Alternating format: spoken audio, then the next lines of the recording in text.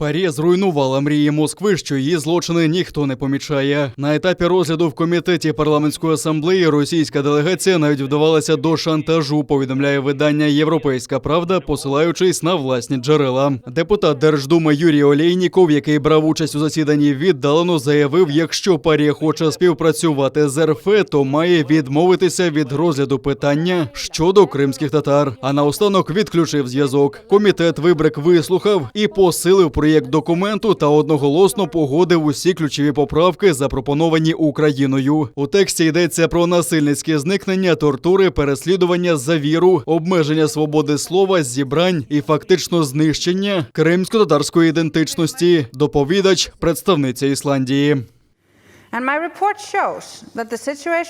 Моя доповідь вказує на те, що становище кримських татар суттєво погіршилося з 2014 року. Порушення прав людини, з якими стикаються кримські татари після незаконної окупації Криму, включають позасудові розправи, а також катування та нелюдське зневажливе ставлення з боку силовиків. В залі асамблеї російська делегація не має підтримки. Делегати з усієї Європи один за одним закликають скасувати заборону Меджлісу, дозволити в'їзд на півострів його очільнику Рефату Чубарову та лідеру кримсько-татарського народу Мустафі Джемілєву. Зауважуються на позасудових розправах. Але представниця Росії ніби не чує. Торочить про буцімто розквіт культури після окупації та вперто називає кримсько-татарський народ населенням. В докладе нет объективной информации о жизни крымско-татарского населения, нет информации о том, как изменилась ситуация после воссоединения Крыма с Россией.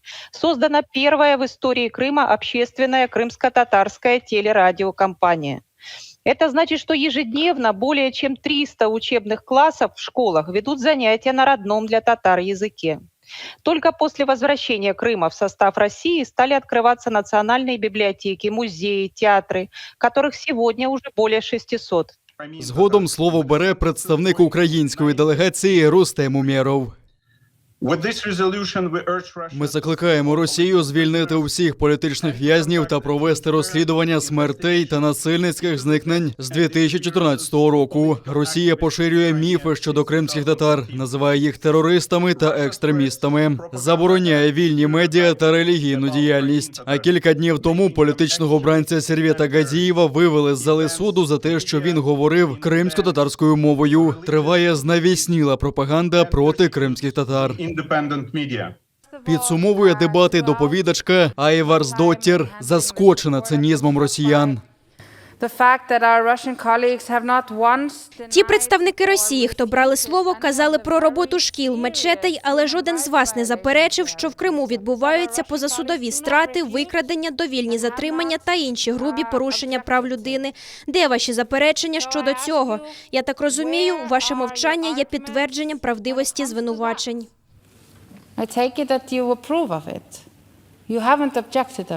Під час голосування 73 за, 17 проти та 2 утримались. Резолюції ПАРЄ не мають зобов'язуючої сили, але надалі на рішення асамблеї посилаються інші органи, зокрема й судові. А раніше ніколи не ухвалювалося таких жорстких та комплексних рішень, сфокусованих саме на проблематиці кримських татар. Владислав Стожук, Заман, АТР.